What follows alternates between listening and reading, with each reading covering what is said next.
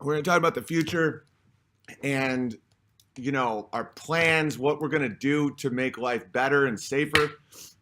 Here's the thing, the prediction for war or civil collapse based on our current monetary problems, our current immigration problems, all the problems.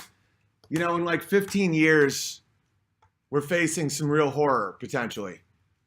And that's the age my children would be in war.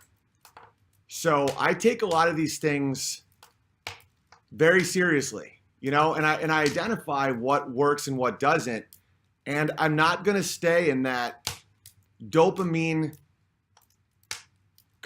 like lazy river of just mocking the left with sarcasm and thinking that does anything. Because not only does it not do anything, all it is for is yourself. All it's for is like, so you feel better, like you're doing something, but you're doing nothing.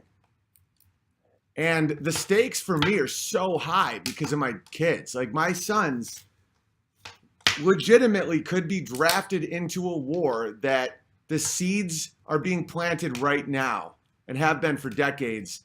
And the more people don't address these issues, like I can tell Stefan Molyneux at this point is just like, yeah, we're past the Rubicon, Now it's about making your plans, figuring out how to survive it. Because, I'm not trying to be, this isn't depressing. This isn't negative. This is like what life is. We're experiencing incredible peace and prosperity right now and relative freedom compared to a lot of the world. Like the Islamic world still has slavery right now, a lot of it. And, but we all see what's coming, it's within just a couple of years, the interest on our debt will be more than Medicaid. And in 5 years, it'll be more than the defense budget. And you got to understand that like the kids growing up right now are going to be so angry.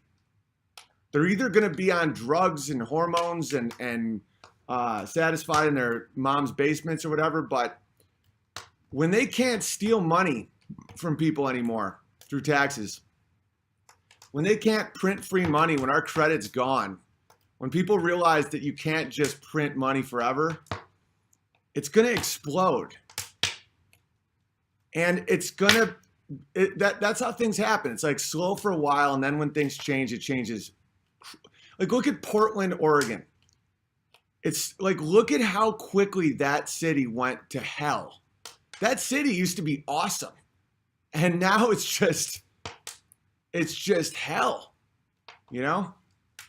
And, all right. Let's not look at Portland. Oh, I know. How are you guys?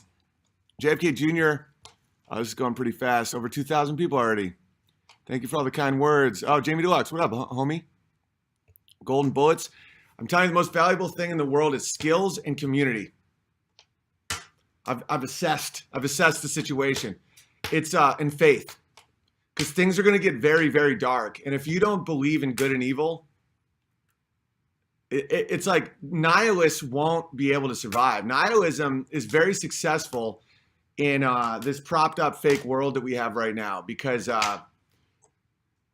it's a quality that the people in control really, really like when they're printing fake money and taking the future of the next generation away for your pleasures, your brave new world. But when things become real again, when we don't have a pyramid with an all-seeing eye on the back of our money with no value anymore, nihilism is one of the worst traits you can have, because people die of shame. It's just like the movie The Edge. It's like people in the wilderness will die of shame. They'll start feeling guilt and shame that they got themselves into a situation, and they'll sit down and they'll die. And when you look at it right now, because I was thinking about who's doing it. I always think about that stuff. Everybody does. You're always trying to assign blame. And I'm like, well, okay, who are we not allowed to make fun of? Like, who gets really angry when you make fun of them? And I'm like, well, the Jews, there's always pushback, but there's also something called Islamophobia. And you can't make fun of black women, and you can't make fun of gay people, and you can't make fun of... And then the list started getting so long and I started looking up student ethnic pride events. And the Chinese have clubs, the Asians have clubs, the Jews have Hillel and all this stuff, and Puerto Ricans and blacks and gays and trans and everybody you can think of except white males. So it's not who's in control, who are you not allowed to mock, because you get pushback from mocking Jews, but same with Muslims. Are they the same group? It's who is not allowed to have any heritage. Who's not allowed to define their group, and it's one group only. It's white, heterosexual males. Because, you have feminism, you have all these idiot feminist groups parading, and there's white women there, and then you have gay white males or trans or any of these perversions. They're allowed to have groups. It's one group. And why is that? It's because 80% of the taxes in America are paid for by white straight males. And as I was consuming the pig that I ate yesterday, I realized why straight white males have to be treated with such shame. That we're still talking about slavery in America that was ended 150 years ago by straight white males. There's still slavery right now in the Islamic world, right now.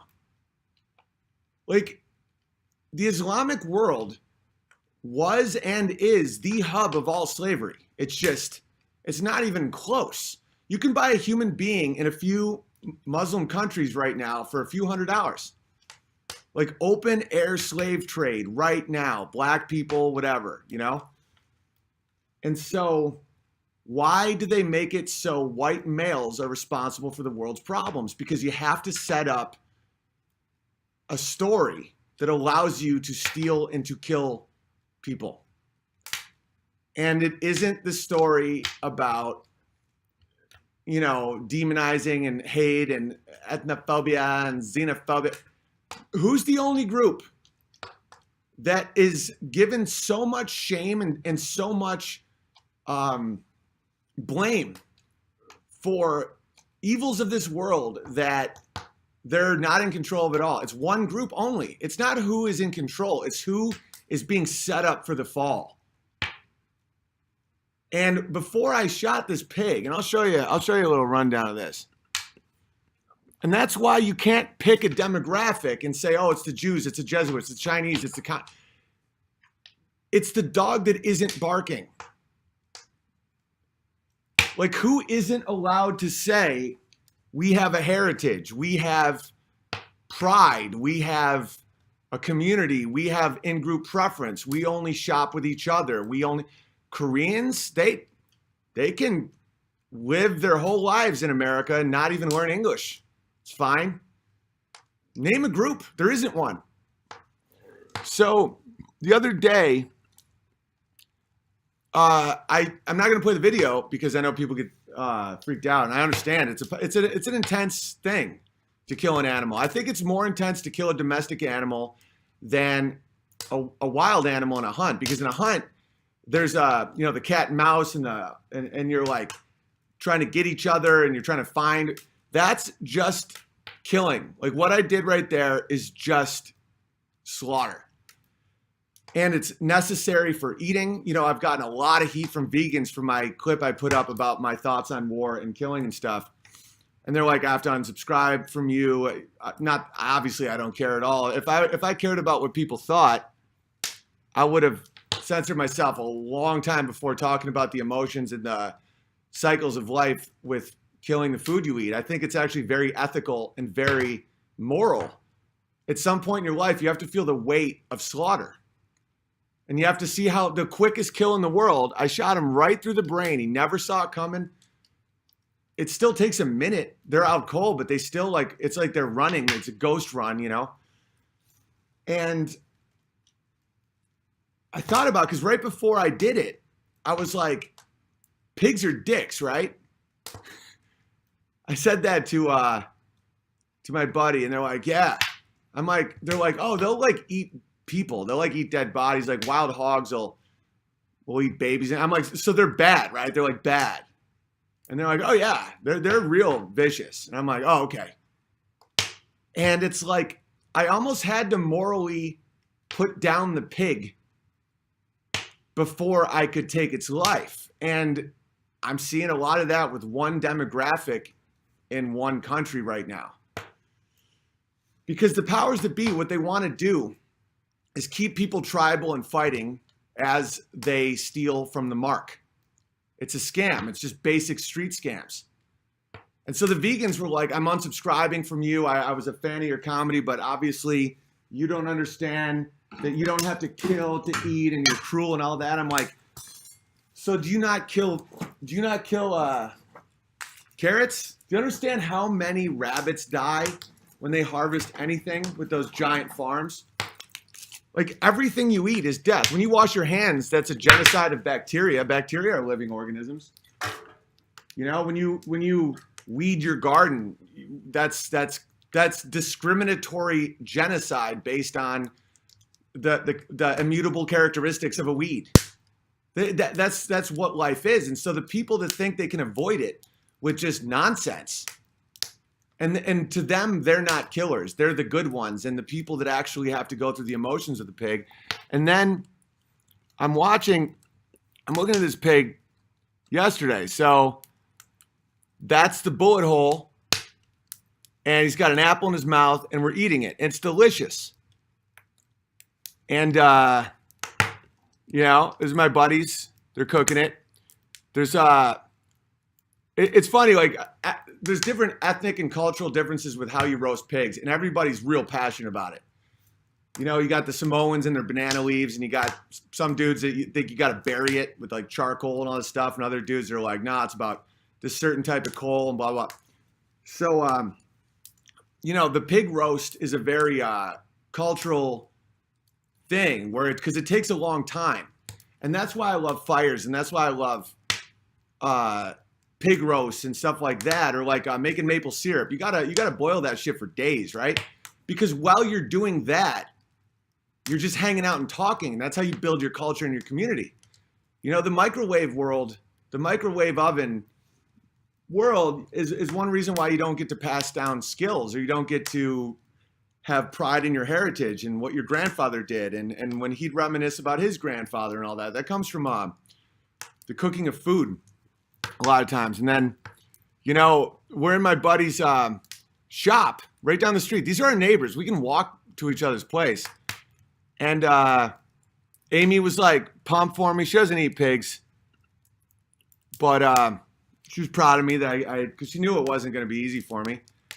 But when I thought about killing the pig, but it got a lot easier. Like the next one will be easier, and the next one will be easier than that. And because like chickens, I have no problem killing, because to me they're idiots and they're savage. You know, they're like little dinosaurs. They're like little.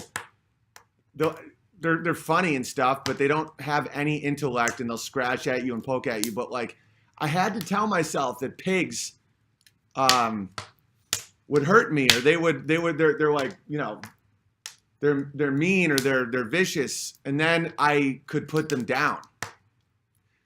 So when you logically understand that white people are not responsible for slavery, white people in America no white person alive owns a slave. White males statistically aren't these like rapey, like crime committing, like you can't judge. That's why I try and stay away from demographic condemnation, because the individual is what you have a right to judge. Like you have a right to judge a slave owner. You have a right to judge a guy who profits off selling humans. And right now there's more slaves in the world than in 1850. But these people don't actually care about helping black slaves. You know, that's why they're focused on 20 generations ago. They're focused on demonizing a group of people so they can be stolen from and eventually slaughtered. You don't put hundreds of billions of dollars into media and Hollywood and print and all this stuff, creating a narrative that white males ruin the world, unless you're planning a pig roast. And so that's why community is so important and skills are so important, and a lack of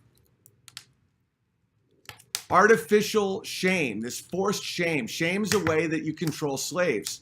When you read up on like how slaves were maintained or like how people were held down and how empires worked and stuff, empires aren't even profitable, by the way. Empires are why nations fail.